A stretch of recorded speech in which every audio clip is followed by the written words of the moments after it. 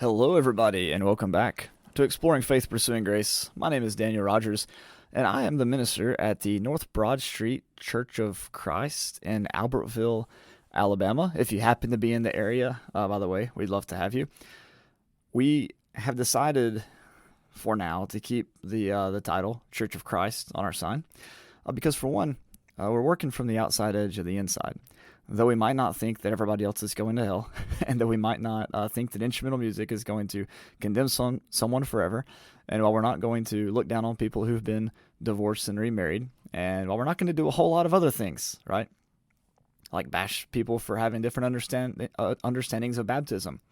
We do maintain a lot of the what you would recognize as Church of Christ traditions and practicing baptism and having more of an eldership style leadership team and having weekly communion and a cappella music and things like that.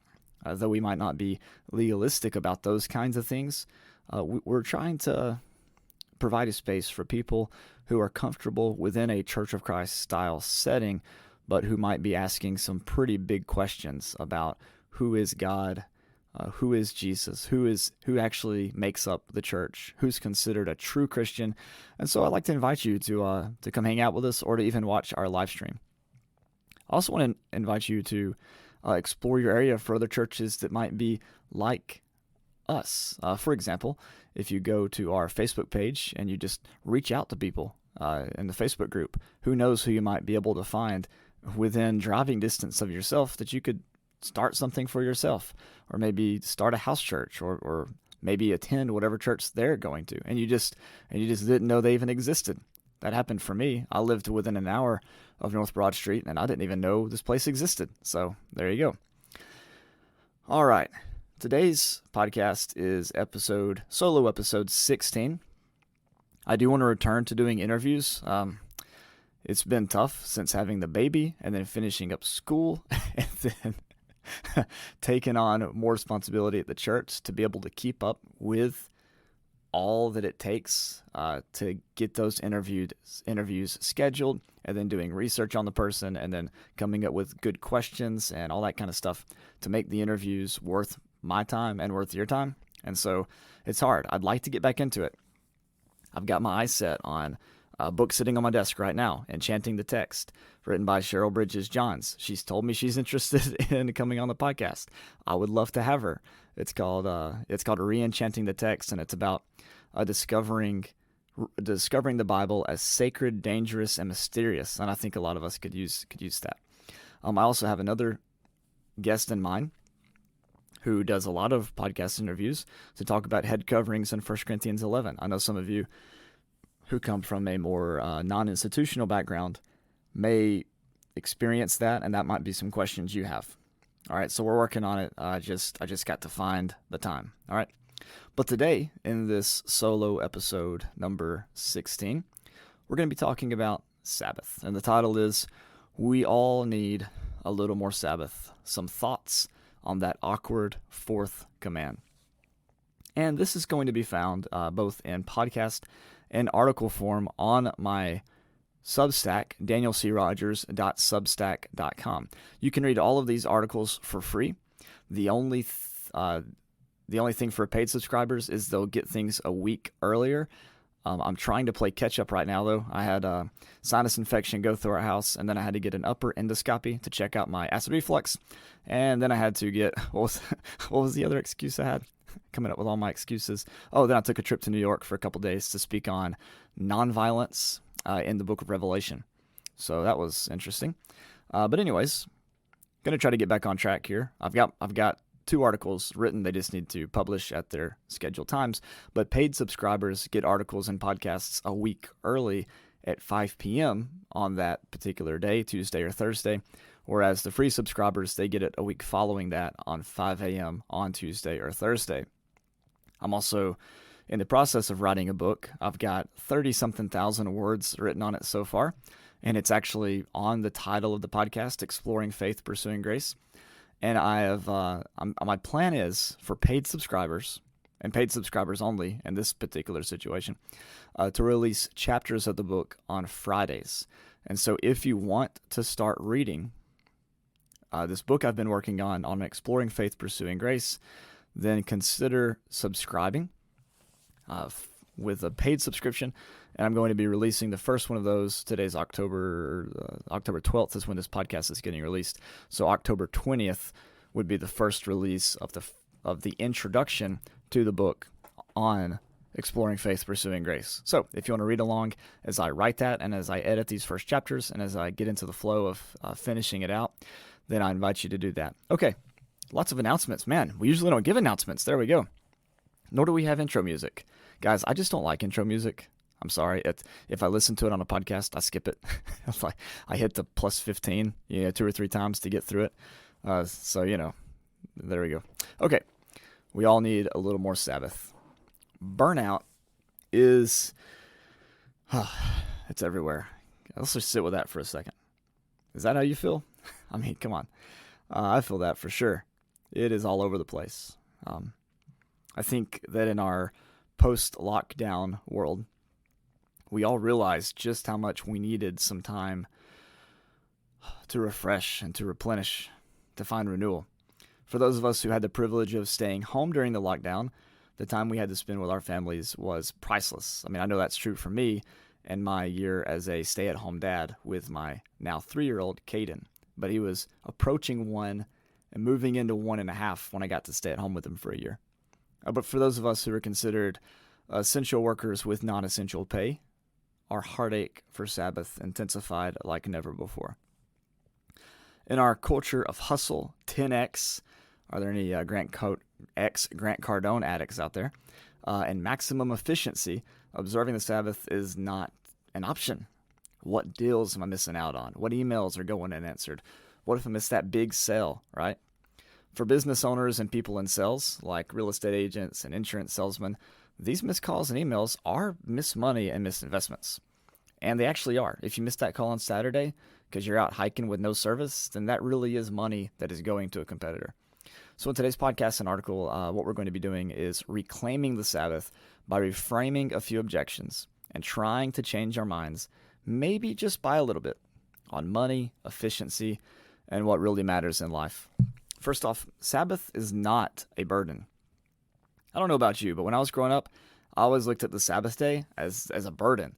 I mean, aren't you glad we don't have to do that anymore, right? I mean, they couldn't even pick up sticks on the Sabbath. Ugh. And so we did things like talk about how every other of the 10 Commandments is repeated in the New Testament, except for the 4th. Remember the Sabbath day and keep it holy. Others talked about how Saturday was changed into Sunday, and so now we follow the Christian Sabbath and worship on the Lord's Day, the first day of the week. But since blue laws have gone unobserved in most places, most of the people in my generation, that's like millennials, cannot fathom a time in which Waffle House would ever be closed.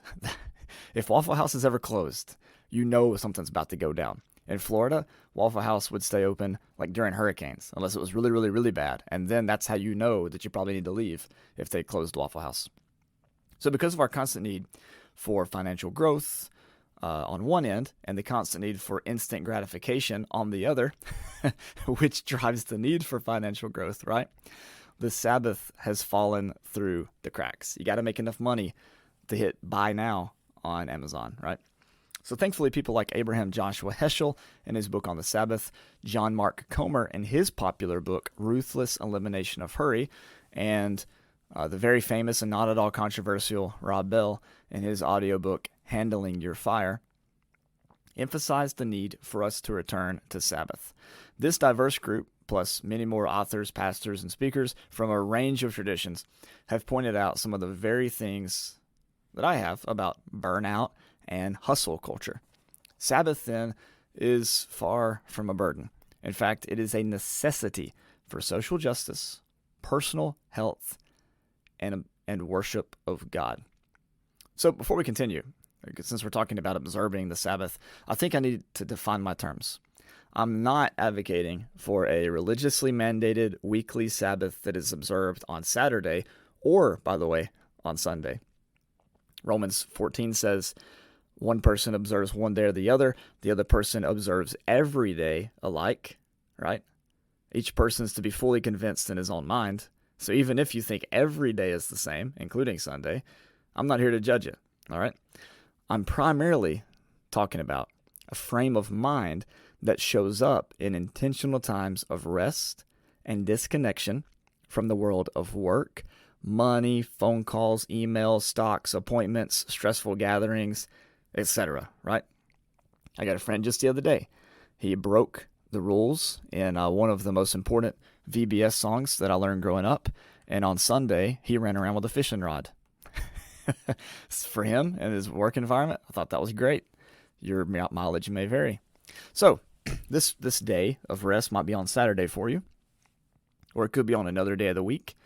It might even fit into your particular religious framework by showing on a specific day like Sunday or Friday or something like that. I'm not here to force a specific day or a pattern. My job is to show you the importance of Sabbath for yourself and for others, and then let you come up with what is best for you. But if you have trouble starting this sacred habit, then it may be necessary for you to pick a day that you stick by consistently. I think that's why we have the Saturday thing in the law, right? Because they're coming out of slavery. It's bricks yesterday, bricks today, bricks tomorrow. You're not going to be able to just pick up a Sabbath habit so easily, like in our culture, right?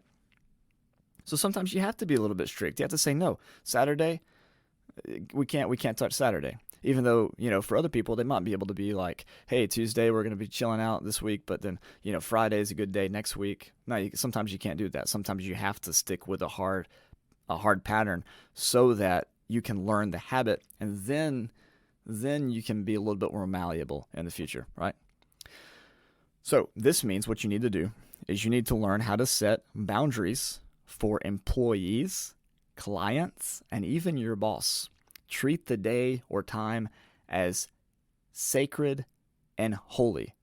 All I'm asking is that you don't stone anybody. Please, okay? So, observing the Sabbath, though, it's really an act of love, and it can be classified as social justice. A weekly mandated Sabbath, like what we see in the law, meant that the shops and fields would be closed for businesses each week. This meant intentional rest for the managers, employees, slaves, animals, and even the land itself. Speaking of the land, there were other Sabbaths than just the weekly Sabbath. If you've read or listened to my book, How a 25-Year-Old Learned He Wasn't the Only One Going to Heaven, there's a whole chapter on land Sabbath, and you can listen to that or read that for free by going to my shop, danielcrogers.gumroad.com, and when you're checking out, simply type in the promo code EFPG, and you can read that for free, okay? So, there were other Sabbaths than just the weekly Sabbath. In fact, there were 7, and later even more, when you got Hanukkah and Esther's Feast Purim that comes up later, right? But these were times during the year when one would have guaranteed rest and time for worship. On top of these annual holidays, there was an additional time of rest for the land every 7 years, as well as a year every 50 years called the Year of Jubilee, in which debts would be forgiven and slaves were released. You can read all about that in Leviticus 23 and 25. These Sabbaths were times to reflect on the God who frees slaves and who gave the people their land. The land Sabbath, for example, was a time in which everyone, including the foreigners dwelling among the Israelites, could rest and enjoy what the land naturally produced. Leviticus 25, 5 and 7 says, "You shall not reap the aftergrowth of your harvest, or gather the grapes of your unpruned vine. It shall be a year of complete rest for the land. You may eat what the land yields during its Sabbath, you, your male and female slaves, your hired and your bound laborers who live with you, for your livestock also, and for the wild animals in your land, all its yield shall be for food." Everybody, from the least of these to the greatest of these, right, could live on the land as if it was theirs. The social justice aspect of Sabbath really comes out, though, in the Minor Prophets. To those who wanted to pursue wealth, the Sabbath did seem like a burden. Listen to this rebuke of some of the merchants in Israel by Amos. He says, "Hear this, you who trample on the needy and bring to ruin the poor of the land, saying, when will the new moon be over so that we may sell grain, and the Sabbath so that we may offer wheat for sale? We will make the ephah smaller and the shekel heavier, and practice deceit with false balances, buying the poor for silver and the needy for a pair of sandals, and selling the sweepings of the wheat." They want to know, when is this new moon stuff going to be over so that we don't have to close shop? The people who trampled on the needy through their relentless pursuit of fortune wanted to know when they could stop taking mandatory breaks from growing rich. Amos responds, "On that day, says the Lord God, I'll make the sun go down at noon and darken the earth in broad daylight. I will turn your feasts in the morning and all your songs into lamentation. I'll bring sackcloth on all loins and baldness on every head." There you go. "I will make it like the morning for an only son, and the end of it like a bitter day." In other words, the Sabbath wouldn't end until judgment came, and that's not good for anybody, right? Then there wouldn't be any buying or selling anything because they would only feel like mourning.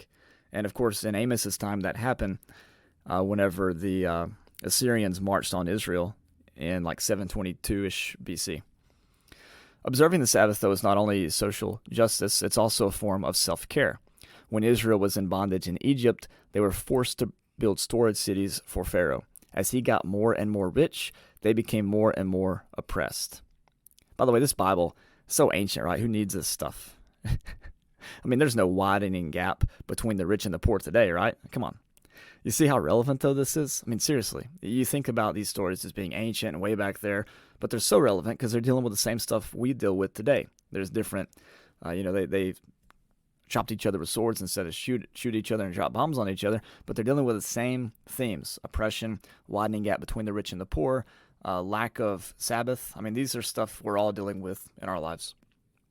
So as Pharaoh got more and more rich, they became more and more oppressed. His anxiety, which came from his worldview dominated by scarcity, that is, there's not enough for everybody, led him to exert more and more pressure on the people. Sabbath is a way to break the habit of working until one is burned out. In Israel, every person was to rest on the Sabbath, not just the rich and not just those who are free. But the seventh day is a Sabbath to the Lord your God. You shall not do any work, you, your son or your daughters, your male or female slave, your livestock, or the alien resident in your towns. This pattern of Sabbath, Moses goes on to tell the people, comes from creation itself. God worked for 6 days and rested the seventh, so why shouldn't we? In fact, Sabbath is all around us in creation. As we go through the seasons, we witness death and resurrection, fall and spring. Squirrels work to store their nuts for the winter before resting, and bears hibernate. Cats take their naps, and the rains come and go. And all living things inhale and exhale. We trade our carbon dioxide for the plant's oxygen. Breathe in, breathe out. We can only hold our breath for so long before needing to exhale or inhale. So why do we think we can live by working 24/7, always on call, always busy? See, Sabbath is like inhaling. We must replenish and recharge in order to survive. But unfortunately, we live in a world of constant contact. We must always be ready to answer texts and calls. We must always be ready to take an order or talk to a client or fill out paperwork. But even Jesus needed Sabbath. And Jesus didn't find his Sabbath in the temple or in the synagogue. Instead, he retreated to the deserted places found in gardens, on mountaintops, or by the sea to rest and pray.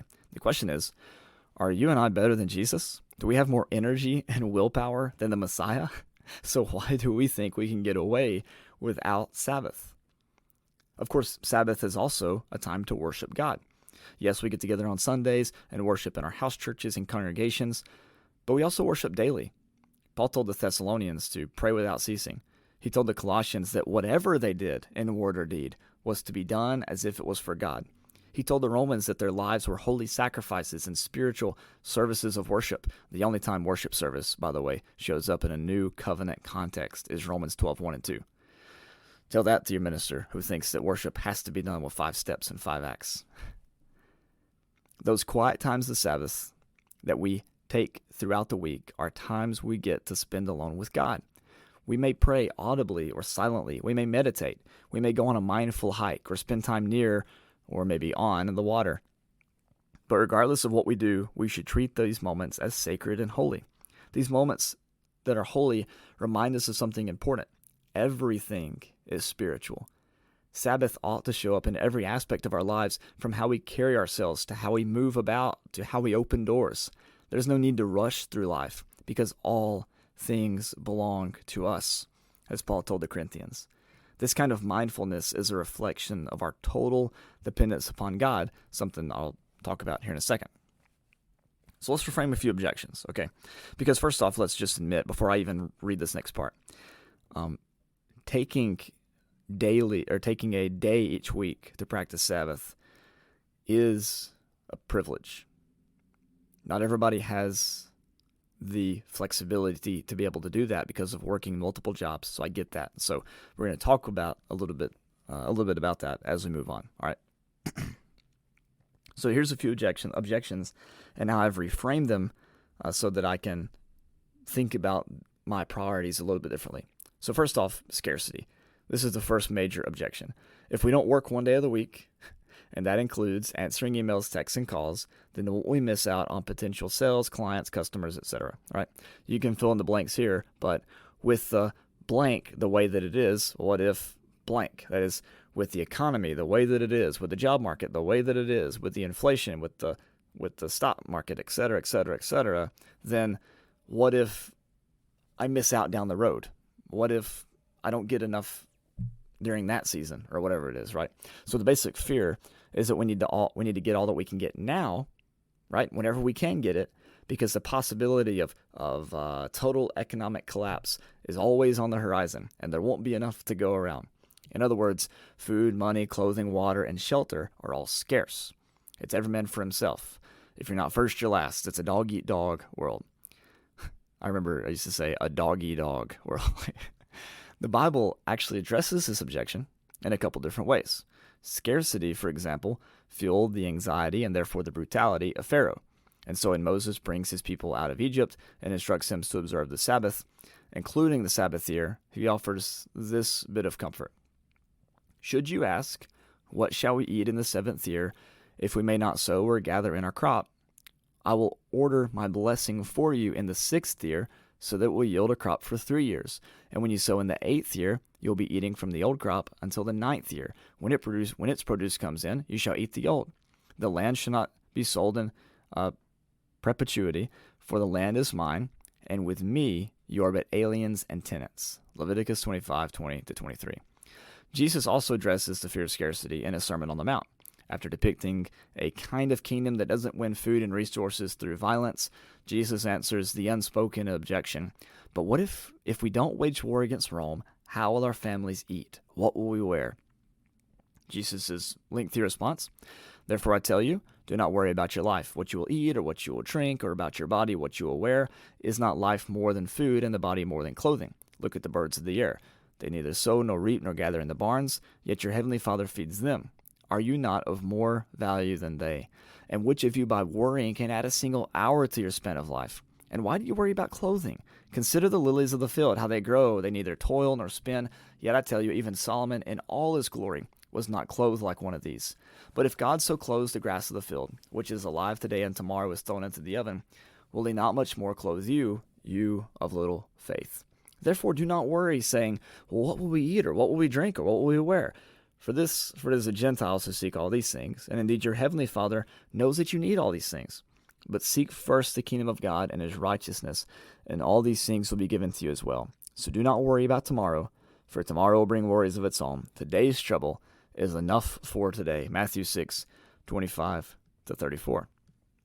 The fear of scarcity then comes from a belief that there isn't enough to go around. It comes from the view that God created a world where not everyone can have food and the resources they need to survive. It's a worldview, by the way, that denies people of their daily bread out of fear that you won't get your daily bread, which is wrong. This worldview causes people to hoard money and resources. CEOs get $1 million salary increase while their employees are barely getting by on a poverty wage. If people would embrace the Sabbath and all of its implications, the world would be a better place.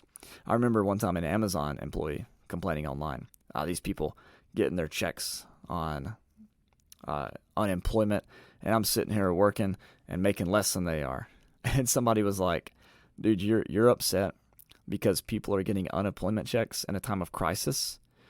You're upset at them, and you're not upset at the fact that the richest person in the world is not paying you a living wage. Like, come on, be mad at that guy. That's what James was mad at. James said, Listen, the wages of the laborers who mowed your fields, which you kept back by fraud, cry out, and their cries of the harvesters have reached the ears of the Lord of hosts. You've lived on the earth in luxury and in pleasure. You have nourished your hearts in a day of slaughter. And he warns them, hey, you are storing up wrath for yourself, buddy. Another objection that we have, and this is a huge objection, is I don't have time. So it's related to the idea of scarcity, right? I don't have time for the Sabbath. But if you're tempted to make that excuse, take some time to consider how you generally spend your days. If you were to add up all the little breaks during your day to send a Snapchat or to check social media or to play chess, which is what I end up doing, playing blitz and bullet games on the commode, that's not good, then there might potentially be an entire day of rest waiting for you after you balance the books. Or maybe you can't find the whole day. But could you find 40 minutes each day? Maybe 20 minutes of meditation or quiet time in the morning and in the evening? Those add up to about 4.5 hours. Could you knock out your Sunday meal prep in that amount of time? Or could you do your chores within 4 hours on Saturday? Whatever you might be doing on your off days that is necessary, like housework, could be made up for by spending a little time each day during the week. But let's challenge this whole idea of not having enough time first. The truth is, you can't afford to not take time off for Sabbath. In other words, Sabbath should be at the top of our priorities, not something we do if we happen to have the time. And because with that mindset, you'll never have the time, right? There's an old story about a man who procrastinated chopping wood for the winter. When he grabbed his axe, he noticed it was a bit dull, but he didn't think he would have time to sharpen it and fell the amount of trees necessary for a safe and cozy winter. So he chopped away, but even though he got to work sooner, he wasn't able to finish the job. Had he taken the time to sharpen the axe, he would have been much more efficient and could have gotten enough wood. So we have to sharpen the axe. Jesus said, "Come to me, all you who are weary and are carrying heavy burdens, and I will give you rest. Take my yoke upon you and learn of me, for I am gentle and humble in heart, and you will find rest for your souls. For my yoke is easy and my burden is light." Even though he said this, we add so many burdens that aren't necessary to have life to the fullest. Spiritual burdens and temporal burdens, right? We have to learn to embrace this rest that's available to us. And this means following in Jesus' footsteps into the deserted places, the mountaintops and beside the sea. It means sharing a meal with your friends and worshiping together. If Jesus needed prayer in a garden to face the cross, why do we think that we can get by without these quiet moments? Okay, so one last objection that may come up, right? Well, the Sabbath, Daniel, along with the whole law, was nailed to the cross. And since the 9 commandments are repeated in the New Testament, that's the commandments we keep, but we don't keep that dastardly old Sabbath that gets in the way of my college football games or whatever. Okay, again, I'm not talking about a rule that you must keep every week on a specific day to be right with God. Of course, I don't think that was the point of the original Sabbath command anyways. Paul said, Romans 14:5, like we've already mentioned, some judge one day to be better than another, while others judge all days to be alike. Let us all be fully convinced in our own minds. So while I personally worship on Sunday, along with most of the Christian world, I don't even think that Sunday is the Christian Sabbath. My point is that Sabbath is necessary for you to truly live. This can be a specific day, or it can be time you take off once a month. It can even be quiet time each day. Whatever that looks like for you, prioritize Sabbath and make time for everything else. Spend time with your family and friends. Find a hobby like hiking or kayaking to replace doom-scrolling social media. Not that social media is inherently bad, by the way, although it has, it does contribute to teenagers' anxiety, right? But if you can take the time for silent meditation, that's great. But if you're like me and have 2 toddlers, then your Sabbath time might look a little different. Here's a little lecture for you, okay? In the Church of Christ, this is like separate discussion, but fun. In the Church of Christ, we've generally assumed that the law was nailed to the cross because of passages like Colossians 2:14 and the good old King James Version, blotting out the handwriting of ordinances that was against us, which was contrary to us, and took it out of the way, nailing it to his cross, Colossians 2:14, in the Authorized Version. The problem with this is that the Jewish believers were still zealous for the law. In Acts 21:20, Paul himself observed and guarded the law. Check out verse 24. Instead of reading the handwriting of ordinances that was against us as the law, check out these other translations. Let's start with the the New Revised Standard Version, updated edition. Erasing the record that stood against us with its legal demands. He set this aside, nailing it to the cross. New American Standard 95, having canceled out the certificate of debt consisting of decrees against us, which was hostile to us. He's taken it out of the way, having nailed it to the cross. And English Standard Version, by canceling the record of debt that stood against us with its legal demands. Okay, the law wasn't nailed to the cross. Instead, it was our record of debt, or our IOU. In other words, it was our sins that were nailed to the cross. Jesus was a Jew. Paul, Peter, and James were Jews. They kept the law. They worshipped in the synagogue, celebrated the feast days in Jerusalem. While the Gentile converts had a different relationship to the law, the Jewish believers were still zealous for the Old Covenant, albeit in a transformed way. The Sabbath wasn't nailed to the cross, but the Sabbath was fulfilled in Jesus. In him, we have ultimate rest. But some of us need to get out of our own way. I know this because I have a hard time of getting out of my own way too. Let's reclaim the Sabbath, not as a Hebrews 10:25 style ordinance, but as a life-giving rhythm which sustains us and empowers us to be the people that God has called us to be: mindful, generous, humble, trusting, and loving. You can read this article for yourself and share it with a friend on danielcrogers.substack.com. Consider becoming a paid subscriber today. Have a great day, and God bless.